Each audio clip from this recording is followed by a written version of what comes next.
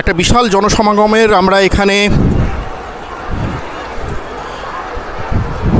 জমায়েত দেখতে পাচ্ছি। প্রচুর মানুষ এসেছেন বিশ্ব বাংলা গেটের তলাতে, সবাই অবস্থান করছেন, বিক্ষোভ দেখাচ্ছেন, সবাই বিচার চাইছেন। বিচারটাই এই মুহূর্তে দরকার।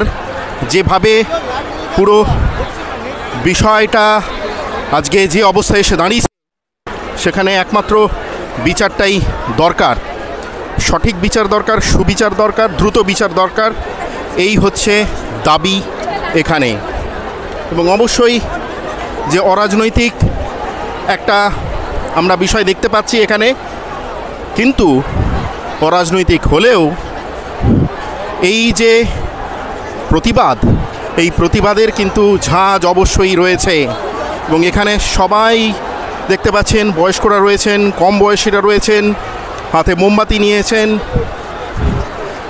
সবাই মিলে কিন্তু এখানে এসেছেন এই জমায়েতে সামিল হতে। সন্ধ্যের দিকে একটু বৃষ্টি পড়েছিল, তবুও মানুষজন এসছেন এখানে। এইরকমও দেখতে পাওয়া যাচ্ছে। অপরাধ ধামাচাপা দেওয়ার ব্যাপারে জড়িত সকলের অপসারণ করতে হবে, একেবারেই ঠিক।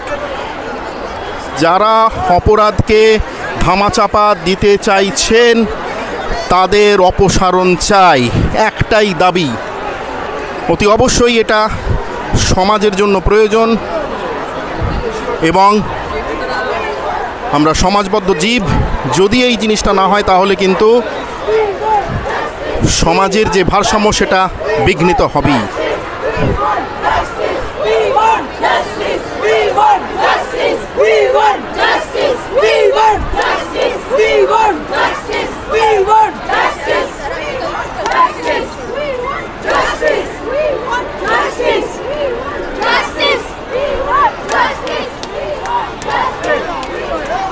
বিভিন্ন জায়গায় ছোট ছোট গ্রুপ করে আমরা দেখতে পাচ্ছি